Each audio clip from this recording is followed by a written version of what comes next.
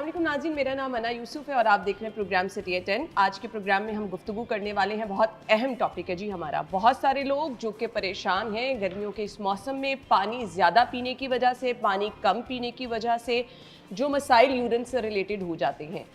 Urine का ना आना, यूरिन ज़्यादा आना, यूरिन जलन के साथ आना और फिर इसके साथ साथ हमें पता ही नहीं होता जी किडनी में स्टोन हो गया है, दर्द उस वजह से हो रही है, हमें लग रहा होता है जी कमर में दर्द है, साइड पे दर्द है, लोग पेन किलर खाते चले जा रहे होते हैं।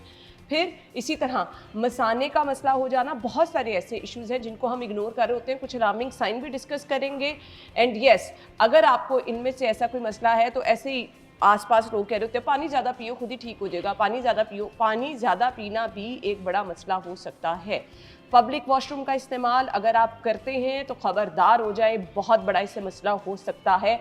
हम आगे चल के डिस्कस करेंगे। डॉक्टर शब्बीर ने हमें ज्वाइन किया है, यूरोलॉजिस्ट अपने प्रोग्राम में, वेलकम कहेंगे। अस्सलाम वालेकुम डॉक्टर साहब। जी वालेकुम सलाम। ठीक ठाक हैं आप? जी अल्लाह का शुक्र, आप सुनाएं। गुड मॉर्निंग जी। शुक्र है अल्लाह का, थैंक यू सो मच। आपके वक्त का भी बहुत बहुत शुक्रिया। सबसे पहले पानी लोग कहते हैं गर्मियों में बहुत ज़्यादा पिए और पानी ज़्यादा पीने से भी कुछ लोगों को मसला हो जाता है, वो क्यों? देखिए, सबसे बड़ी बात यह है कि गर्मियों के अंदर पानी ज़्यादा पीने की जो वजह या कहा जाता है कि ज़्यादा पिए, उसका बड़ा सादा सा हल है कि जब आप गर्मियों में ज़्यादा बाहर रहेंगे, गर्मी होगी, आपको पसीना ज़्यादा आएगा तो नेचुरली बॉडी से पानी का लॉस ज़्यादा होगा, तो इसलिए पानी की डिमांड बढ़ जाती है। डिमांड एंड सप्लाई है ना, इंसान का जिस्म क्या है, पानी पे ही तो मुश्तमिल है। मेजर पोर्शन जो है, एक चीज़ ये है। दूसरी बात ये है कि जिन लोगों को कहा जाता है कम पानी पिए, वो कुछ स्पेसिफिक कंडीशंस हैं। आम तौर पे गर्मियों के अंदर एक नॉर्मल इंसान को 3 लीटर से ज़्यादा पानी पीना चाहिए। कम अज़ कम 3 लीटर का मतलब है 12 गिलास। 12 गिलास इसलिए पीने चाहिए कि जो आपके जिस्म के अफ़ाल हैं, जो नमकियात हैं, जो जिस्म की टर्जिडिटी है, जो स्किन की शाइननेस है, जो आपकी एक्टिवनेस है, उसको मेंटेन रखने के लिए 12 गिलास बहुत ज़रूरी है। दिन में पीने एक साथ हाँ, ये बात पहले भी एक दफ़ा मैं कर चुका हूँ आपके प्रोग्राम की वसात से, और अब करता हूँ। ये नहीं है कि 12 गिलास इधर रख के बैठ जाएं और पिए जाएं, लो जी मैंने 12 पूरे कर लिए। नहीं, 12 गिलास का मतलब है कि लिक्विड जिसमें तमाम तरह के मशरूबात आते हैं, जिसमें शिकंजीन भी आती है, जिसमें जूसेस भी आते हैं, जिसके अंदर आप का जो है और लीमू वाटर जो पीते हैं आप, या किसी भी तरह का जो मशरूब है वो आप लेते हैं, जाम शीरी लेते हैं, रूह अफ़ज़ा लेते हैं, जो भी शरबत, कच्ची लस्सी का इस्तेमाल करते हैं, ये सारे 12 गिलास जो है ना कम अज़ कम ये पीने चाहिए। हाँ, अगर आपने एक्सरसाइज की है, आप धूप में गए हैं, आपने काम किया है, तो मजदूर हजरात हैं, उस सूरत के अंदर आपने पानी की मिकदार बढ़ा देनी है। एक अहम बात जो मैं आपके प्रोग्राम की वसात से करना चाहूँगा, तमाम जो मजदूर हजरात, बिलखसूस मेरे वो भाई जो ओवरसीज़ पाकिस्तानी हैं, गल्फ़ कंट्रीज़ के अंदर काम कर रहे हैं, क्योंकि मैंने बहुत ज़्यादा वो मरीज़ देखे हैं, आपके लिए मेरी एक गुजारिश है कि आप लोग 12 से 20 गिलास के दरमियान पानी पिया करें, क्योंकि वहाँ पे गर्मी ज़्यादा होती है। जब आप पानी काम करते हैं, आपके जिस्म का पानी जो है वो निकल जाता है, वो पसीने की सूरत में, और उसकी वजह से आपको गुर्दे की पत्थरियाँ बहुत ज़्यादा बनती हैं, बल्कि बाज़ लोगों के अंदर वो जो गुर्दे की पत्थरी पहले बनी होती है वो बहुत बड़ी हो जाती है। तो आपने अगर मजदूरी करनी है, बाहर मेहनत तलब काम करना है, जिसके अंदर आपकी एनर्जी यूज़ होनी है, आपने धूप में काम करना, तो आपने पानी 12 गिलास से भी ज़्यादा पीना है, कम से कम 20 गिलास। साइड पे रहने वाले जो ओवरसीज हैं और जो हमारे साउथ पंजाब के लोग हैं जो हमारा प्रोग्राम देख रहे हैं। मशवरा है जी। अच्छा जी डॉक्टर साहब, गंदा पानी भी क्या इन्फेक्शन कॉज करता है? देखिए, वाटर बॉर्न डिजीज़ जो गंदा पानी इस्तेमाल करने की वजह से फैलती हैं, आज भी हमारे मुल्क के अंदर बहुत ज़्यादा हैं। ये ज़ाहिर चौर साहब रिपोर्ट नहीं कर रहे होते, गैस्ट्रो के इतने मरीज़ आ गए, उल्टियों के इतने मरीज़ आ गए, और बहुत सी आगे डायरिया हो गया, टाइफाइड हो गया, ये सारे गंदा पानी पीने की वजह से तो हो रहे हैं। और मैं एक आज फार्मूला बता देता हूँ गंदे पानी से छुटकारा हासिल कैसे करना है। वो अगर हम उनको कहें कि मिनरल वाटर पिए, वो कहते हैं जी एक महीने का जो मिनरल वाटर है 15,000 का बन जाता है, तो हम इतने पैसे कहाँ से लें। आज आपको मैं घर में मिनरल वाटर बनाने का तरीका बता देता हूँ। कुछ भी नहीं करना, पानी लें, टैप वाटर लें और उसको बॉयल करें, इतना बॉयल करें कि वो उबलना शुरू हो जाए, और उसके बाद उसको ठंडा करके छान के अपने घड़े में, अपने कूलर में डाल लें और उसको पिएं। It is equally good as the mineral water. घड़े का पानी मुफीद है? अगर उबाल के उसके अंदर स्टोर किया जाए तो बिल्कुल मुफीद है। ठीक हो गया। यूरिन ज्यादा आना और यूरिन कम आना, दोनों सूरतों में मसला है? बिल्कुल। देखें, किसी भी चीज़ की जो ज्यादती होती है, excess of everything is bad. अगर पेशाब आपको बहुत ज़्यादा आ रहा है, बार बार आ रहा है, जलन के साथ आ रहा है, पेशाब करने के लिए जब वॉशरूम की तरफ जाते हैं तो ऐसे लगता है जैसे रास्ते में निकल जाएगा या निकल भी जाता है, तो ये सारे मुख्तलिफ जो यूरिनरी ट्रैक्ट सिस्टम है उसकी बीमारियों को जाहिर कर रहा है। अगर पेशाब आपको जलन के साथ आ रहा है, दर्द के साथ आ रहा है, खारिश महसूस हो रही है, अभी पेशाब करके आए हैं, फिर दोबारा पेशाब करने चले गए हैं, तो फिर आपको पेशाब की नाली का इन्फेक्शन है। अगर आपको पेशाब बिल्कुल ही कम आ रहा है या यकदम आते आते रुक गया पेशाब आना, बिल्कुल बंद हो गया आपका, वो भी मुख्तलिफ बीमारियों की वजूहात की वजह से, और ये ज़्यादा अलार्मिंग है क्योंकि गुर्दे जो हैं वो आपका यूरिन बनाते हैं और वहाँ से मसाने के ज़रिए बाहर निकलता है। अगर कोई भी ऐसी बीमारी जो गुर्दों को ऑब्स्ट्रक्ट कर देती है, बंद कर देती है, या ऐसी बीमारी जिसमें गुर्दे अपना काम करना छोड़ देते हैं, तो इन सारी सूरतों के अंदर पेशाब खत्म हो जाता है आना। यानी अगर आपको ऐसे हो रहा है कि अभी आप वॉशरूम से आए हैं और आपको दोबारा बार बार वॉशरूम जाना पड़ा है, ये भी अलार्मिंग है, और यूरिन ना आना भी अलार्मिंग है। बिल्कुल, दोनों सूरतों में अलार्मिंग है। दोनों सूरतों में आपको अपने डॉक्टर से रुजू करना चाहिए।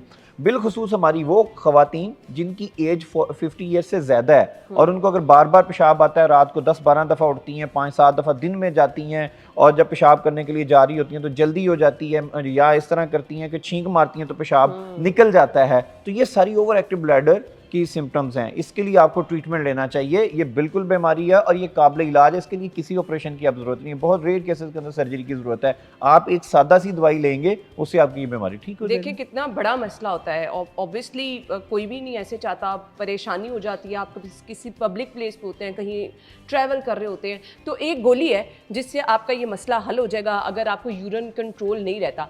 डॉक्टर साहब, बच्चों की एक स्पेसिफिक एज होती है, उसके बाद हम ट्रेनिंग कराना बच्चों की शुरू कर देते हैं ना, 3 साल, 4 साल, 5 साल।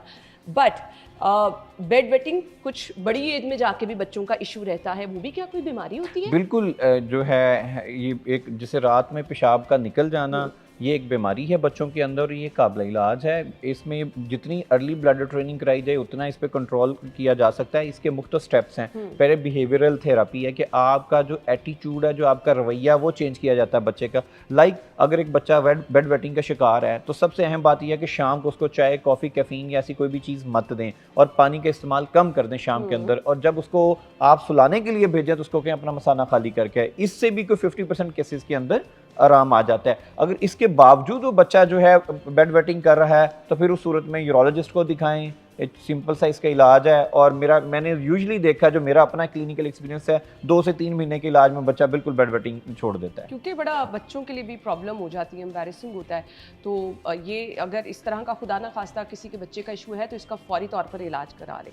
यूरिन की रंगत मैटर करती है? बिल्कुल मैटर करती है। जो यूरिन का कलर है ये आपके किडनी के स्टेटस को, आपके जिस्म के अंदर हाइड्रेशन के स्टेटस को जाहिर करता है। अगर जो यूरिन का रंग है वो रेड कलर का है, मतलब आप ये कह लें कि लाल रंग का हो गया, तो इसका मतलब ये है कि उसमें ब्लड आ रहा है। और ब्लड जब भी आता है यूरिन के अंदर, that is a very dangerous sign. That may be a sign of urinary stone, that may be a sign of some bladder tumor, that may be a sign of severe infection. तो जब भी कभी ये warning sign है अगर आपके urine में blood आ जाए। कुछ अद्वियात खाने की वजह से, कुछ खाने में ऐसा कुछ खाने की वजह से भी यूरिन की रंगत चेंज होती है, ताकि हम लोग खौफजदा ना हो जाएं? हाँ, आपने ये बड़ा अच्छा सवाल किया। बहुत सी ऐसे फल हैं, ठीक है, जैसे मतलब आप कह लें कि या कुछ दवाइयाँ जिसे ब्लू वायलेट या जंक्शन वायलेट कहते हैं। इसी तरह एक दवाई है यूरिलिफ जो पेशाब की जलन के लिए इस्तेमाल होती है।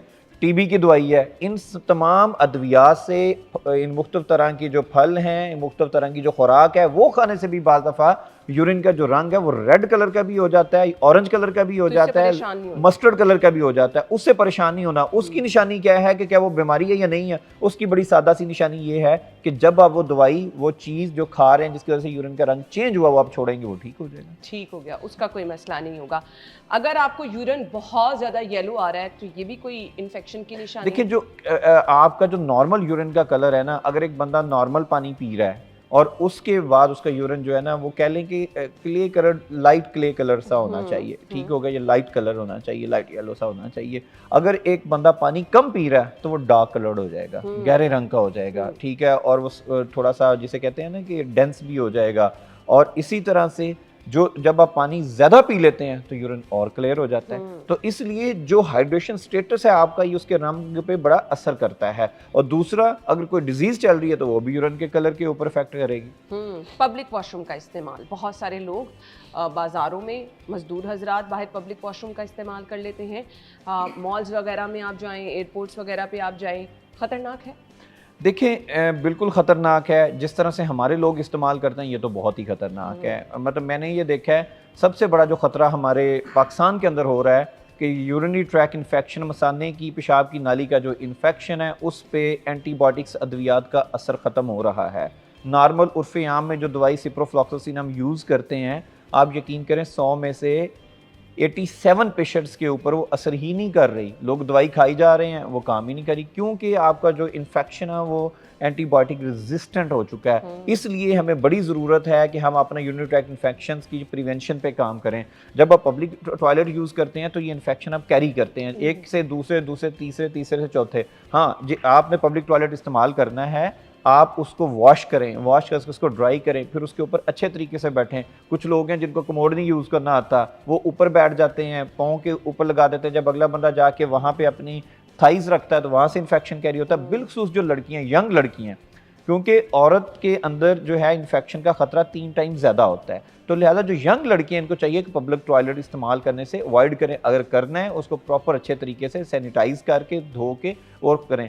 जैसे जहाज़ में होता है कि उन्होंने लिखा होता है कि आप यूज़ कर रहे हैं तो इसको साफ़ करके जाएं, क्योंकि आपके बाद आना है शख्स ने। आप भी यही सोचें। अनफॉर्चुनेटली हम इस चीज़ को बुरा समझते हैं, हालांकि सफाई निसफ़ ईमान है और आप अपनी सफाई कर रहे हैं। दूसरा एक एस्पेक्ट और भी है, जो यूरिनरी ट्रैक्ट इन्फेक्शन है, जो लोग सेक्शुअली एक्टिव लोग होते हैं, उनके अंदर सेक्शुअली जो डिजीज़ हैं, ट्रांसमिटेड इन्फेक्शंस हैं, डिजीज़ हैं, एसटीडीज़ हैं, वो भी इस वजह से काज होती हैं। फिर तीसरी अहम चीज़ जो हमारे अंदर है कि हमारे अनप्रोटेक्टेड सेक्स बहुत किया जाता है। इवन मियाँ बीवी के अंदर भी ये कॉमन है। तो जो एक से इन्फेक्शन होता है वो दूसरे तक जाता है। जब वो दूसरे तक जाता है तो पेल्विक इन्फ्लेमेटरी डिजीज़ एक ऐसी डिजीज़ है जिसमें खातून की पूरी पेल्विस जो होती है उसमें इन्फेक्शन हो जाता है, एडहेशंस बन जाते हैं और वो बड़ी सख्त बीमारी का शिकार हो जाती हैं। और फिर वो उनको कहती हैं, जब हम पेशाब करती हैं दर्द होता है, जब हम हमारा थोड़ा सा जो है माहवारी आती है तब शदीद दर्द होता है। तो ये सारे इन्फेक्शन की वजह से हो रहे होते हैं ये प्रॉब्लम्स। अगर हम इसको इन्फेक्शन को कंट्रोल कर लें, इन्फेक्शन की ट्रांसमिशन रोक लें, तो हमें दवाइयाँ खाने की जरूरत नहीं रहेगी। ठीक हो गया जी, हम गुफ्तगू का सिलसिला आगे बढ़ाएंगे। ब्रेक का खा जा रहा है, ब्रेक के बाद ज्वाइन करते हैं। Stay with us.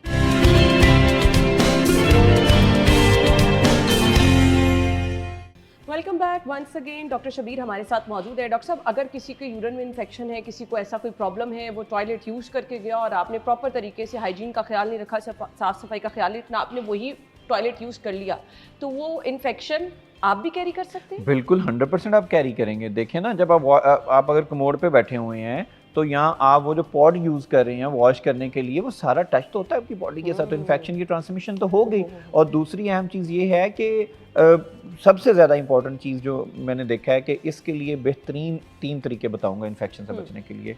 वॉशरूम साफ़ सुथरा करके इस्तेमाल करें, यूरिन ज़्यादा देर मत रोकें, जैसे यूरिन आए फ़ौरन जाके अपना वॉशरूम से होकें। नंबर 3, जो लोग सेक्सुअली एक्टिव शादीशुदा लोग हैं उनको चाहिए कि आफ्टर सेक्स फ़ौरन जाके यूरिन पास करें। आफ्टर सेक्स अगर आप यूरिन जो है पास नहीं करते तो आप इन्फेक्शन कैरी करते हैं और बड़ा सीवियर इन्फेक्शन होता है। तो ये आपको स्पेशली फीमेल्स के लिए बहुत ज़रूरी है। ये डॉक्टर साहब की तरफ से मशवरा दिया गया और इन चीज़ों का खास ख्याल रखना है, अदरवाइज इन्फेक्शन कॉज जो है वो हो सकता है। अच्छा जी, डॉक्टर साहब मुझे ये बता दीजिएगा, हम अक्सर लोगों को ये देखते हैं कि जी अगर आपको ये मसला है, यूरिन बार बार आ रहा है, तो इसको इग्नोर करिए, हाई बीपी का इशू है, बीपी की दवाई खा ली। शुगर के पेशेंट के साथ ऐसे होता है, लेकिन फिर हम उसको नज़रअंदाज करते करते एक इस स्टेज पे पहुंच जाते हैं कि बहुत ही ज़्यादा मसला होने लग जाता है। तो ये बीपी की दवाई खाने से या फिर शुगर की वजह से क्या वाकई यूरिन बहुत ज़्यादा आता है? जी, काफ़ी हद तक ये बात आपकी ठीक है। देखें, बीपी की बहुत सी दवाइयाँ ऐसी हैं जिसमें पेशाब आवर अद्वियात दी जाती हैं कि यूरिन ज़्यादा से ज़्यादा आए ताकि फ्लूइड कम हो और पेशेंट का ब्लड प्रेशर नीचे आए। इसी तरह जब अनकंट्रोल्ड शुगर है, उसकी एक सबसे बड़ी निशानी ये भी है कि आपको बार बार पेशाब आएगा, साथ बहुत ज़्यादा प्यास भी लगेगी आपको।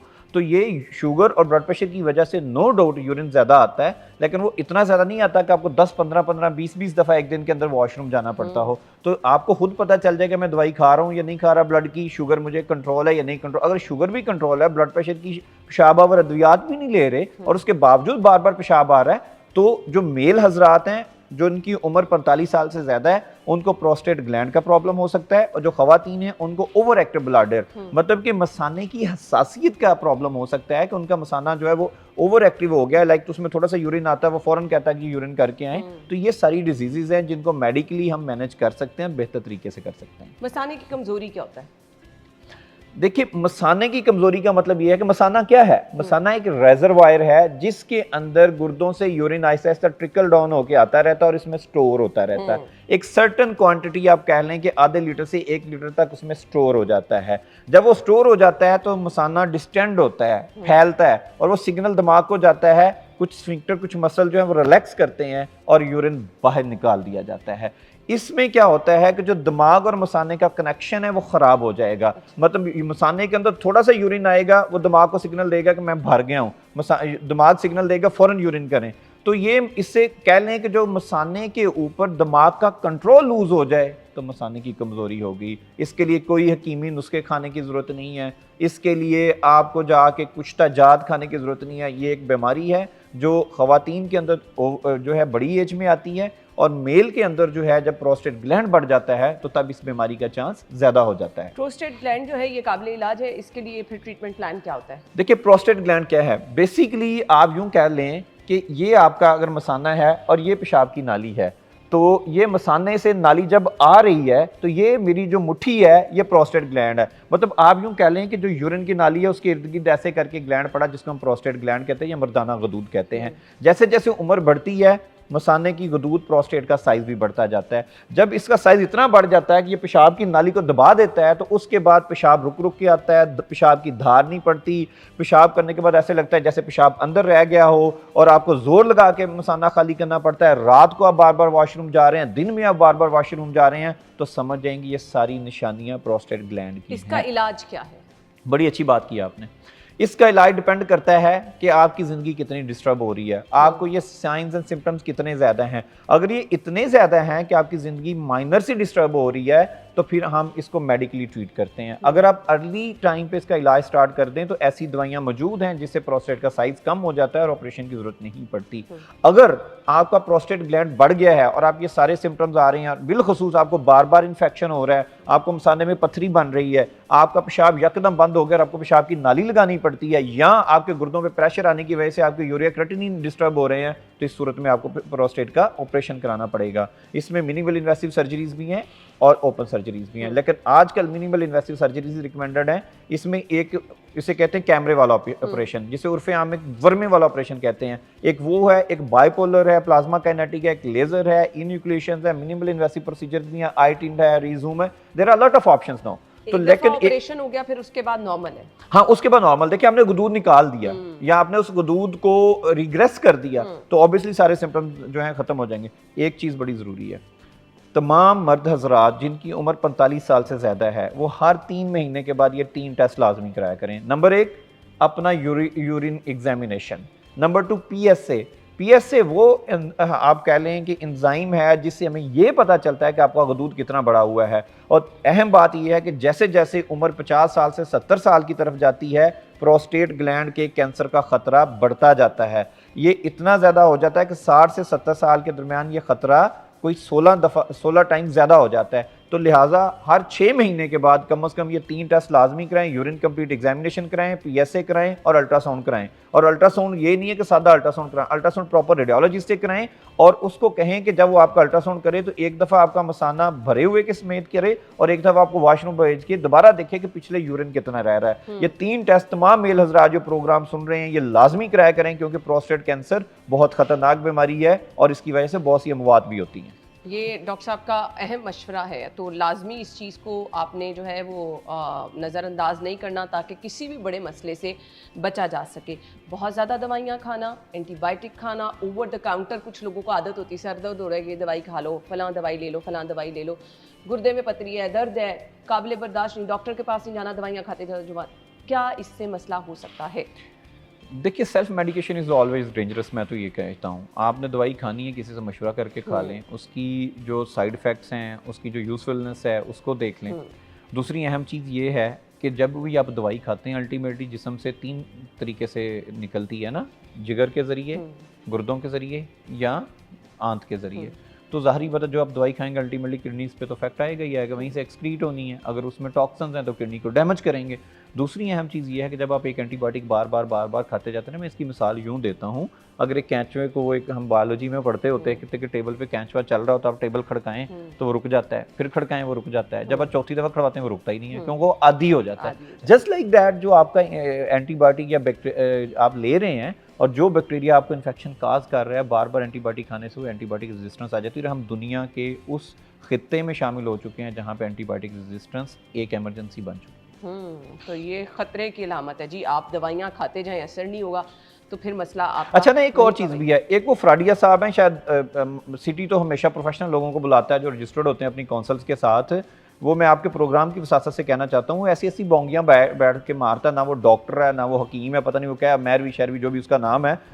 मैं उसको चैलेंज करता हूँ किसी भी चैनल पे प्रोग्राम रख ले, मेरे साथ आके साइंटिफिक टॉक करे। इन स्पाइट ऑफ दैट कि उसकी जो है वो इतनी अवाम को जो है आप कह लें कि बेराह रवी का शिकार कर रहा है, और उसकी जो बातें हैं नॉन साइंटिफिक हैं और लोगों की जिंदगियों से खेल रहा है। मसलन वो कहता है कि डॉक्टर जो है एंटीबायोटिक देते हैं, एंटीबायोटिक के फलां इफेक्ट्स हैं। भाई एंटीबायोटिक के इफेक्ट्स उस वक्त, साइड इफेक्ट्स उस वक्त आएंगे अगर आप उसको एक्सेसिव यूज करेंगे, अगर आप उसको प्रॉपर तरीके से इस्तेमाल करते हैं। जो एक एंटीबायोटिक मार्केट में आती है, जो डॉक्टर एक दवाई इस्तेमाल करता है, उसके पीछे बहुत हजारों लाखों मरीजों के ऊपर उसके ट्रायल्स होते हैं, पहले उसके जानवरों पे ट्रायल्स होते हैं, बाद में इंसानों की तरफ आती है। ये ऐसे नहीं दे दी जाती। फिर ये मोहतरम मुख्तलिफ जगह पे बताते हैं कि डॉक्टर्स की जो है तब तक आप दवाई खाएंगे आपकी बीमारी ठीक रहेगी, दवाई छोड़ेंगे तो आपकी बीमारी दोबारा हो जाएगी। मुझे बताएं, क्या अभी आपको पता है कि बहुत मशहूर जो पीर साहब थे वो दम तवीज़ करते थे, अभी उनको हार्ट अटैक हुआ तो वो दिल का इलाज क्यों नहीं करते? और मुझे ये नहीं समझ आती, ये मैरवी जैसी जो एटमें हैं जो बैठ के एक वो पुराने बाबों वाली टाई 1960 के हीरो वाली लगा के बैठ जाते हैं टीवी प्रोग्राम्स में आके, और उसी तरह के यूट्यूबर्स उनको बुला लेते हैं और बैठ के वो लोगों को जो है मिसगाइड कर रहे हैं बड़े बड़े प्लेटफॉर्म्स के अंदर। मुझे इसकी ये समझ नहीं आती, ये इमरजेंसी एक्सीडेंट का इलाज क्यों नहीं करते, ये खून बहने का इलाज क्यों नहीं करते, ये गुर्दे फेल होने का इलाज क्यों नहीं करते, अगर हार्ट अटैक होता है तो उसका इलाज क्यों नहीं करते, मतलब किसी को चोट लग जाती है तो इसका इलाज क्यों नहीं है इनके पास मर्दाना कमजोरी का इलाज है, इनके पास मसाने की कमजोरी का इलाज है, इनके पास अठरा का इलाज है, इनके पास इलाज ही ये रह गया क्योंकि आरज़ूमंद दीवाना होता है। जिस बंदों की ये बीमारियां होती हैं वो इनके जाल में फंस जाते हैं। तो ऐसे जो महरमी हैं, जो इस तरह की एटम्स हैं, आपके प्रोग्राम से मैं कहूंगा इनसे बचें। इनकी बातें सुनना भी अपने कानों के साथ, अपने दिमाग के साथ जो है ना, कहने के गुनाह करने के मुताबिक। बिल्कुल ऐसे ही है। अच्छे डॉक्टर का प्लीज इंतखाब करें, क्योंकि एक दफा अगर आपका कोई ऐसा सेंस, ये तो डॉक्टर भी नहीं है अच्छे डॉक्टर का, सारे डॉक्टर अच्छे होते हैं, क्वालिफाइड होते हैं, आसान सा। एक और तरीका मैं आपके प्रोग्राम से बता दूं नाजरीन के लिए, जो लोग ये चाहते हैं कि वो ये जानना चाहते हैं कि कौन डॉक्टर है कौन नहीं है, बड़ा आसान सा हल है। Pakistan medical and dental council की वेबसाइट पे जाएं, डॉक्टर का नाम लिखें, वहां पे आपको उसकी क्वालिफिकेशन भी आ जाएगी, वो ये भी आ जाएगा वो किस मेडिकल कॉलेज से पढ़ा है, किस यूनिवर्सिटी से पढ़ा है, उसकी कितनी डिग्रियां, क्या वो स्पेशलिस्ट है या वो जनरल प्रैक्टिशनर है। इसके बाद तो कोई बात ही नहीं रहेगी, आप यहाँ से जाकर तमाम डिटेल्स हासिल कर सकते हैं। ब्रेक के बाद हम आपको ज्वाइन करेंगे, स्टे विद अस।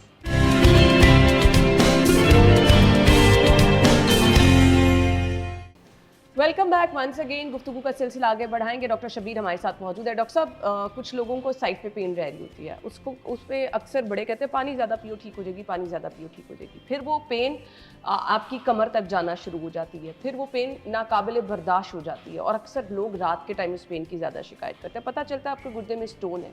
ये गुर्दे में स्टोन कैसे हो जाता है और क्यों होता है? देखिए, बहुत से केमिकल्स हैं जिनको वॉश आउट करता है किडनी, ठीक है। उसमें कुछ केमिकल्स ऐसे हैं जो पथरी बनाने में हेल्प आउट करते हैं, कुछ हैं जो पथरी बनने को रोकते हैं। इस सब में बुनियादी किरदार जो होता है वो कसाफत का होता है कि जो आपका फ्लूइड या जो आपका ब्लड फिल्ट्रेट होके गुर्दे के अंदर आ रहा है उसमें पानी की क्वांटिटी कितनी है और उसमें वो ये केमिकल अच्छे वाले बुरे वाले कितने हैं। अगर पानी कम है तो वो जमना शुरू हो जाते हैं। जब वो एक केमिकल जमता है तो उसके ऊपर जो स्टोन बनाने वाले एलिमेंट्स हैं वो इकट्ठे होना शुरू हो जाते हैं। ऑलमोस्ट जो 60 से 80% स्टोन्स होते हैं वो कैल्शियम कंटेनिंग होते हैं। उसमें कैल्शियम ऑक्सलेट, कैल्शियम फॉस्फेट होता है। ये ऑक्सलेट क्या चीज़ है? ये ऑक्सलेट एक ऐसा केमिकल है या एक ऐसा मिनरल है जो सब्ज़ पत्ते वाली सब्जियों में ज़्यादा पाया जाता है, साग पालक में ज़्यादा पाया जाता है, रेड मीट्स वगैरह में ज़्यादा पाया जाता है। तो आप जब ये ज़्यादा खाएंगे तो वो क्या होगा कि पथरी बनने का अमल तेज़ हो जाएगा। अब इसी तरह से कुछ ऐसे मिनरल्स भी हैं जो पथरी बनने के अमल को रोकते हैं। उन सब में अहम है सिट्रेट। सिट्रेट आपको पता है किस में पाया जाता है सबसे ज़्यादा? लेमन में, सिट्रस फ्रूट्स के अंदर। तो लिहाजा जो लोग लेमन का इस्तेमाल करते हैं, सिट्रेट उनका जो है कम नहीं होता, उनके पथरी बनने का चांस, पथरी के बढ़ने का चांस और पथरी के सिम्टम जाहिर करने का चांस इंतहाई कम हो जाता है। यानी नींबू का इस्तेमाल करना शुरू कर दें। ये सबके लिए मशवरा है, जिनको पथरी है, जिनको नहीं है, नींबू का इस्तेमाल करें तो इंशाल्लाह ये मसला ही कभी मसला खत्म हो जाएगा। दूसरी अहम क्वेश्चन आपने किया कि गुर्दे का दर्द कैसा होता है और कहाँ होता है, एक बंदे को कैसे पता चलेगा ये गुर्दे का दर्द है या कमर का दर्द है या किसी भी और बीमारी की वजह से। मैं आपको बता देता हूँ, गुर्दे का जो दर्द होता है वो हमेशा ये जो जिसे कहते हैं ना हम, ये लॉइंस, कमर या वखियां, यहाँ पे होता है, इस जगह पे, यहाँ पे दोनों गुर्दे पड़े हुए, यहाँ से ये दर्द ये मेरी उंगलियों की तरफ देखें, ऐसे आगे की तरफ आता है, पेशाब के रास्ते की तरफ आता है। दूसरी अहम जगह यहाँ पे आपके जो है यूरिटर की नाली में जो पथरी फंसती है उसका दर्द होता है। जब ये दर्द होता है तो ये पेशाब के रास्ते में जाता है, टेस्टिकल्स में जाता है और नीचे की तरफ जाता है, और ये दर्द बहुत शदीद होता है, इतना शदीद होता है कि आपको लगता है कोई अंदर कोई चीज़ मरोड़ रहा है आपकी चीज़, और यूजली इसके साथ मतली भी आती है, और अगर ये दर्द शदीद हो तो आप उल्टियाँ भी करते हैं। ये दर्द जो है ये क्या है, ये गुर्दे का दर्द है। अब आ गया कि इसको कमर के दर्द किससे कैसे करें। इस पे लेटने से, चलने से, फिरने से गुर्दे का दर्द कम नहीं होता। एक स्पेसिफिक पोजीशन में बाल दफा ऐसे करके बैठ जाए तो थोड़ा सा फर्क पड़ता है, वरना नहीं पड़ता। अब जो कमर का दर्द है, कमर के दर्द को चेक करने का बड़ा आसान था तरीका। आप खड़े हो जाएं और आप नीचे अपने पाँव की तरफ हाथ लेके जाएं। जब आप पाँव की तरफ हाथ लेके जाएंगे तो ये दर्द बढ़ेगा एक स्पेसिफिक पॉइंट पे आके, और इंटेंसिटी बढ़ जाएगी। चलने फिरने से, वॉक करने से ये दर्द की शिद्दत में इजाफा होगा। तो अगर ये दर्द आपको है और ये बिल्कुल दरमियान वाली लाइन में है, ये बिल्कुल दरमियान वाली लाइन में है, रीढ़ की हड्डी के ऊपर है, स्पाइन के ऊपर है, तो आप समझ जाएं कि ये क्या है, कमर का दर्द। ठीक है, ये दोनों में डिफरेंस बता दिए डॉक्टर साहब। आप बैठ सकते हैं जी, हम ब्रेक ले लें जी। ब्रेक के बाद वापस आएंगे तो हम गुफ्तगू का सिलसिला आगे बढ़ाएंगे। गुर्दे की दर्द आपको किस कैफियत में आती है जी, डॉक्टर साहब ने बता दिया। दर्द कहाँ से कहाँ ट्रेवल करती है, मतली की कैफियत अगर आपको साथ हो रही हो तब भी आपकी ये गुर्दे की दर्द है। और इसके बाद अगर आपको हम वो डिफरेंस नहीं ना कर पा रहे होते हैं, तो पथरी डॉक्टर साहब एक होती है या एक से ज्यादा भी होती है? पथरी एक हो, दो हो, तीन हो, चार हो, अगर पथरी ने गुर्दे की नौली को ब्लॉक कर दिया या गुर्दे को ब्लॉक कर दिया है तो फिर दर्द होगा, और शदीद दर्द होगा, चाहे छोटी सी पथरी भी हो। क्योंकि जब ब्लॉकेज होती है तो गुर्दा सूज जाता है। जब सूजता है तो उसके इर्द गिर्द जो कैप्सूल होता है उस पर प्रेशर पड़ता है और वो शदीद दर्द का शुरू कर देता है। साइलेंट भी होती हैं जो तकलीफ? बिल्कुल होती हैं। बड़े बड़े स्टोन्स होते हैं जो साइलेंटली पड़े रहते हैं। लोअर पोल में पड़ा हुआ है, अपर पोल में पड़ा हुआ है, ब्लॉकेज नहीं कर रहा। कुछ लोग हैं जिनके अंदर पथरी दर्द ही नहीं करती, तो और वो तब पता चलता है जब उनका गुर्दा खराब हो जाता है। या ऐसे ही कोई टेस्ट कराने गए हैं, मतलब उनको किसी और मसले के लिए गए, अल्ट्रासाउंड कराया, पता चला आपकी पथरी पड़ी हुई है। तो अगर आपको किसी ने बता दिया है कि जी आपके गुर्दे में पथरी है, वो कहते हैं मुझे तो कुछ पता ही नहीं, ना मुझे फील होता है, तो वो उस सूरत में पड़ी हुई भी नुकसानदेह है?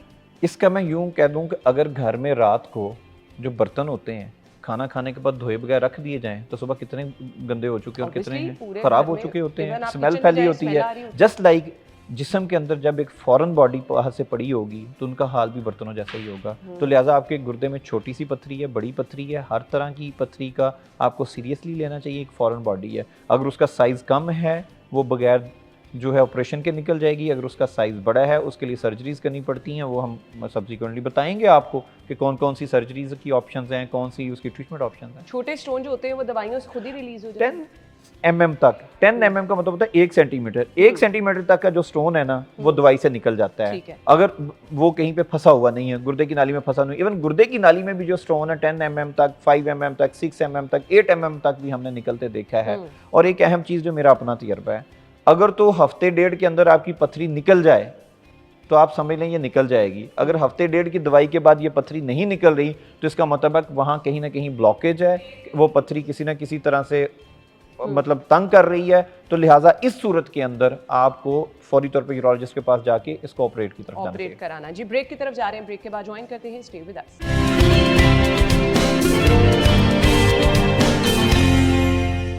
Welcome back once again. हम गुफ्तगू का सिलसिला आगे बढ़ाएंगे। गुर्दे की पथरी हमने डिस्कस की। डॉक्टर साहब इलाज की तरफ जाना है। अगर आपने कहा स्टोन की एक स्पेसिफिक आपने साइज़ बताया, उससे ज़्यादा है तो फिर अब इलाज। आप लोग कहते हैं हमने नहीं सर्जरी करानी, हमने नहीं ये कराना, तो ये इलाज क्या अच्छा और जदीद इलाज है? देखिए सबसे अहम चीज़ ये है कि ऐसी ट्रीटमेंट जिसके मिनिमम साइड इफ़ेक्ट्स और मैक्सिमम यूज़फुलनेस हो, हमें उसकी तरफ जाना चाहिए। गुर्दे की पथरी के इलाज के लिए आज मैं आपको जिसे कह लेना कि समंदर को कूजे में बंद कर देता हूँ। गुर्दे की पथरी का इलाज डिपेंड करता है उसका साइज़ क्या है, उसकी शेप क्या है, उसकी जो है लोकेशन क्या है। तमाम गुर्दे की पथरियाँ जो 1 सेंटीमीटर से छोटी हैं, 10 mm हैं, और वो गुर्दे की किसी भी हिस्से में हैं, उनके लिए लिथोट्रिप्सी, जिन्हें सूती शुआएं कहते हैं, ये लेज़र नहीं है, सूती शुआएं हैं, वो ट्रीटमेंट ऑफ चॉइस हैं। अब वो उसकी तरफ जाएं और दवाई खाएं, पथरी निकल जाएगी। तमाम पथरियाँ जिनका साइज़ 1 सेंटीमीटर से 2 सेंटीमीटर या उसको कह लें कि 10 mm से 20 mm तक है और वो लोअर पोल गुर्दे का जो है उसके अलावा बाकी किसी भी जगह पे मौजूद है, उनके लिए आइडियल ऑपरेशन जो है RIRS है। तमाम पथरियाँ जो लोअर पोल के अंदर हैं और उनको अगर हम शुआएं लग सकती हैं, मरीज़ बहुत मोटा नहीं है, उसके फेवरेबल फैक्टर्स हैं, तो उनको हमें शुआएं लगवानी चाहिए, लिथोट्रिप्सी करानी चाहिए। अगर नहीं हो सकता तो उसके लिए भी RIRS सबसे जदीद और सबसे अच्छा ऑपरेशन है। अगर पथरी का साइज 20 mm से ज़्यादा यानी 2 सेंटीमीटर से बड़ा है, 3 सेंटीमीटर है, 4 सेंटीमीटर है, 30 mm है, 40 mm है, उसके लिए आइडियल ऑपरेशन PCNL है।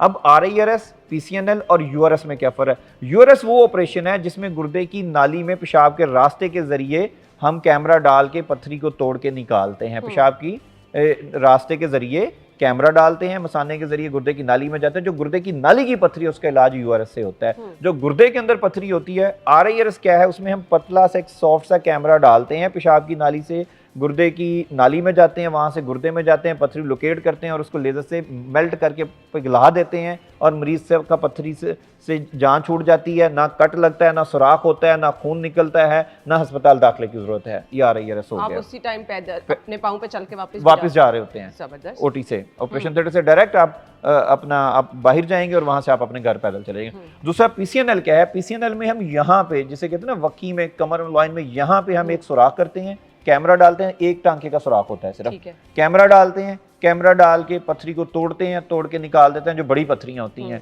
और उसको एक टांका लगा देते हैं और उसके बाद मरीज को एक दिन के लिए अस्पताल में रखते हैं। अगले दिन मरीज पथरी से शिफायाब होकर घर चला जाता है। ये इतना सिंपल सा। अब ये सिलेक्शन आपके डॉक्टर की है कि आपको किस ऑपरेट की जरूरत है? बिल्कुल आप सही कह रही हैं। RIRS जदीद इलाज है, थोड़ा कॉस्टली है, अगर आप अफोर्ड कर सकते हैं। और पाकिस्तान में फ्लोरलेस शीथलेस RIRS मैंने शुरू किया। फ्लोरलेस शीथलेस RIRS का मतलब ये है कि आपको एक ही स्टेज में, एक ही दफ़ा और एक ही घंटे में और एक ही दिन में पथरी से खात्मा हो जाएगा आपको, मतलब एक ही ऑपरेशन होगा आपका। इसी तरह से PCNL है। PCNL के अंदर भी अगर बहुत बड़ी स्टोन है तो वो एक दिन में एक सुराख से एक घंटे के अंदर आप उससे छुटकारा हासिल कर सकते हैं। डॉक्टर साहब, जिनको बार बार पथरी बन जाती है फिर उनके लिए क्या हिदायत है? बड़ा अच्छा सवाल किया आपने। 51% पेशेंट जो होते हैं जिनको एक दफ़ा ज़िंदगी में पथरी बनती है, उनको दोबारा पथरी बनती है। होता क्या है कि लोग ऑपरेशन करवा के फिर अपनी खुराक, अपनी लाइफस्टाइल मॉडिफिकेशंस नहीं करते, उनको दोबारा पथरी बन जाती है और वो कसूर डॉक्टर पे डाल देते हैं।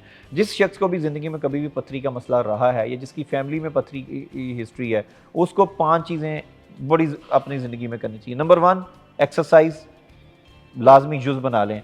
नमक का इस्तेमाल इंतहाई कम कर दें। प्रोसेस्ड फूड जो है वो कम कर दें। रेड मीट कम कर दें। सब्ज़ पत्ते वाली सब्जियां, साग, पालक, ये जो हैं कम से कम इस्तेमाल करना शुरू कर दें। और इन 5 पॉइंट से अहम पॉइंट, अपनी ज़िंदगी में 3 लीटर रोज़ जो है पानी कम से कम पीना शुरू कर दें। जब पानी की कमी नहीं होगी, आपके जिस्म में कभी पथरी नहीं बनेगी। क्या कुछ ड्रिंक्स भी ऐसे हैं जिनको लेने से पथरी बार बार बनती है? बिल्कुल, जितनी ये सॉफ्ट ड्रिंक्स हैं ये भी पथरी बनाते हैं। इसमें एसिड्स होते हैं, इसमें ऐसे केमिकल्स होते हैं, ये एसिडिटी का आपके जो यूरिन की इंक्रीज कर देते हैं, वो भी एक पथरी का जो है वजह है पथरी बनने की। तो लिहाजा आपको soft drinks, processed food, junks, fast food, इससे अवॉइड करें और पथरी से छुटकारा हासिल करें। मसाने में भी पथरी होती है? देखें, गुर्दे की पथरी अगर छोटी है, गिरी है, मसाने में गिर गई है और वहाँ पे बड़ी होती रही है। मैंने अभी पिछले दिनों एक पेशेंट जो है उसको ऑपरेट किया है। आप यकीन करें, मुर्गी के अंडे जितनी पथरी थी, इतनी बड़ी पथरी उसके मसाने में पड़ी हुई थी और कहता मुझे कुछ हो ही नहीं रहा।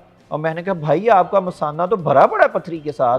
तो मसाने की पथरी ज़्यादा डेंजरस है, इसलिए ज़्यादा डेंजरस है कि मसाने की पथरी जब क्या होता है कि यूरिन यकदम ब्लॉक कर देती है, फिर आपको पेशाब की नाली लगा के इमरजेंसी ऑपरेट कराना पड़ता है। ओहो हो। यानी अगर ये सिम्टम है और अगर आपको किसी ने कहा तो उसका फौरी तौर पर फिर ऑपरेट है। देखें, मसाने की पथरी जो है उसके 3 बड़ी अलामत होती है। नंबर 1 तो ये है कि यहाँ पे लोअर एब्डोमिनल पेन होती है, पेट के निचले हिस्से में आपको दर्द होगा, पेशाब में बार बार इन्फेक्शन होगा, पी पाएगी, बाद पेशाब में खून आएगा और आप पेशाब करें, यकदम करते करते पेशाब रुक जाएगा। जब पथरी उसके आगे आएगी फिर पोजीशन चेंज करेंगे, फिर पेशाब आ जाएगा। ये सारी अलामात जो हैं जो मसाने की पथरी की हैं और मसाने की पथरी को हम इग्नोर करते हैं, ये ज़्यादा डेंजरस है। और तीसरी अहम चीज़ ये है कि मसाने की पथरी की सूरत में अब बड़ी अच्छी टेक्निक्स हैं। पेशाब की नाली से कैमरा डालते हैं, पथरी को मेल्ट करते हैं, तोड़ते हैं, बाहर निकाल देते हैं, मरीज़ जो है घर चला जाता है। लोग पूछते तो ऑपरेशन ही नहीं हुआ, तेरा निशान ही कोई दिए। तो इसलिए मसाने की पथरी का ऑपरेशन जो है बड़ा सेफ है और लोगों को कराना चाहिए। ये बार बार अगर यूरिन इन्फेक्शन किसी को हो रहा है तो ये क्या किसी बड़ी बीमारी की अलामत होती है कि बार बार आपको यूरिन में जलन हो रही है, बार बार आपको इन्फेक्शन बता रहे हैं जी, रिपोर्ट्स आप करा रहे हैं तो बार बार पता चल रहा है जी इन्फेक्शन है, तो ये क्यों होता है? इसकी 2 वजूहात होती हैं। एक ये कि पार्शियली ट्रीटेड है, आपको इन्फेक्शन होता है, आप उसकी प्रॉपर मेडिसिन नहीं लेते, थोड़ी खा ली, 2 दिन खा ली, 1 दिन खा ली, 3 दिन खा ली, छोड़ दिया और वो क्रॉनिक इन्फेक्शन बन गया।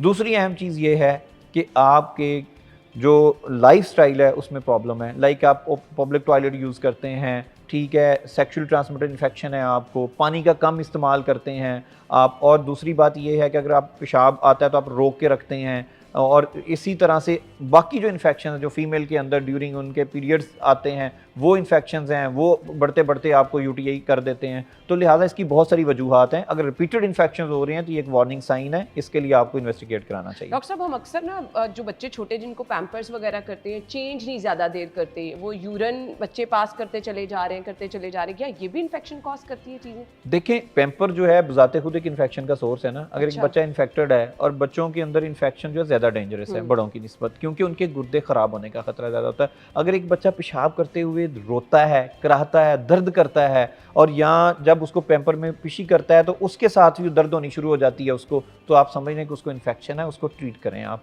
6-7 दिन की एंटीबायोटिक देनी पड़ती है, और उसके बाद वो मरीज़ ठीक हो जाता है, बच्चा ठीक हो जाता है। तो इसलिए जो मैं ये प्रोग्राम देख रही हैं, उनके बच्चे अगर पिशी करते हुए वो दर्द का शिकार होते हैं, बड़ी तकलीफ़ के साथ करते हैं, और जब पैम्पर में जब उनको वो उतारती हैं, डायपर जो होता है गीला हुआ होता है, तो उस दौरान उनको दर्द हो रही होता है, समझें कि इसको यूरिन का इन्फेक्शन। आम प्रैक्टिस में ना लोग पूरा पूरा दिन एक ही पैम्पर बच्चे को पहने रहने देते हैं, तो वो भी इन्फेक्शन कॉज देखें, रैश जो है, मैंने तो ऐसा देखा कि बच्चों को वो जो रैश जिसे डायपर रैश कहते हैं, वो बड़ा आप कह लें कि बच्चा जो होता है उसका बुरा हाल कर देते हैं, स्किन तक लोगों की उड़ जाती है। तो डायपर जैसे ही यूरिन करे, ऑफ एंड ऑन चेक करते रहें। अगर आपको लगे कि बच्चे ने यूरिन पास कर दिया तो उसका फौरन डायपर चेंज करें, बच्चे को ड्राई करें। जो ड्राई बेबी होगा वो खुद हैप्पी बेबी होगा, तो अगर आप उसको ड्राई नहीं करेंगे तो प्रॉब्लम आएगा। हाँ, अगर आपको डायपर रैश हो गया है, एक छोटी सी क्रीम आती है एक्वाजोल के नाम से, नाम तो नहीं बताना चाहिए, मतलब ये ब्रांड नेम ही मैं बता रहा हूँ, लेकिन ये बड़ी इफेक्टिव है।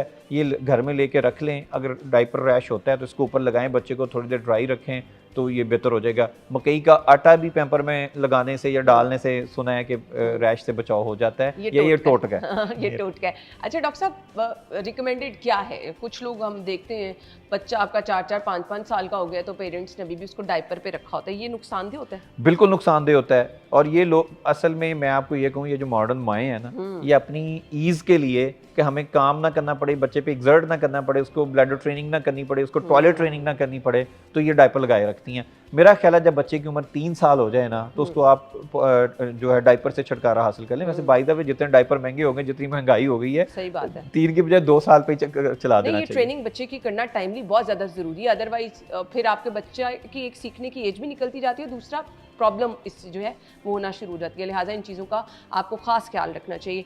डॉक्टर साहब, मैसेज देखने वालों के लिए क्या होगा? अगर आपको यूरिन का इन्फेक्शन बार बार रहता है, अगर आपको स्टोन का प्रॉब्लम बार बार रहता है, तो इसके लिए फिर देखने वालों के लिए कोई मैसेज?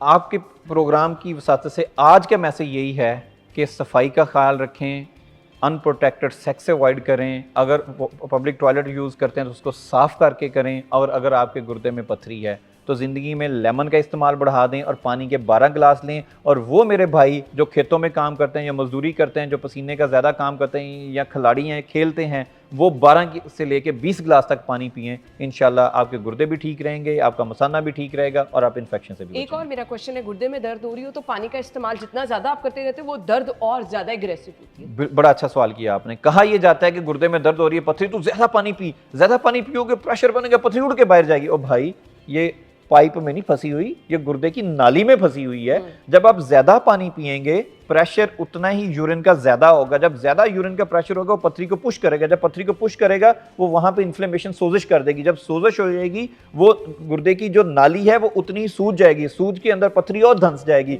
फिर आप कहते हैं कि दर्द भी बढ़ जाएगा, और फिर पेशाब के साथ जो है खून भी आएगा। तो लिहाजा अगर आपको शदीद दर्द हो रहा हो तो खुदा के लिए पानी का इस्तेमाल बिल्कुल कम से कम कर दें। हाँ, अब आप ये कहते हैं जी, एक तरफ आप कहते हैं पानी कम पिए, दूसरी तरफ कहते हैं पानी ज्यादा पिए। पथरी से बचाव के लिए आपने पानी ज्यादा पीना। अगर पथरी बन गई है और गुर्दे को ब्लॉक कर रही है और आपको दर्द कर रही है, तो फिर खुदा के लिए पानी कम पिए। ये आप, और दूसरा डॉक्टर की हिदायत पर ज़रूर अमल करें। पेन किलर अगर लेते रहेंगे, आपका मसला वहीं का वहीं रहेगा। फौरी तौर पर आपको दर्द से शायद रिलीफ मिल जाए, लेकिन मसला हल नहीं होगा। और अगर इन तमाम साइंस और सिम्टम्स के साथ प्रेजेंट कर रहे हैं आप यूरिन के इन्फेक्शन में या फिर गुर्दे की पथरी के, तो फिर आपको फौरी तौर पर अपने मुस्तनद डॉक्टर के पास जाना है ताकि आपका मसला फौरी तौर पर हल हो सके। Thank you so much doctor साहब, आपके टाइम का बहुत बहुत शुक्रिया। हमें इजाज़त दीजिए। अल्लाह हाफिज़।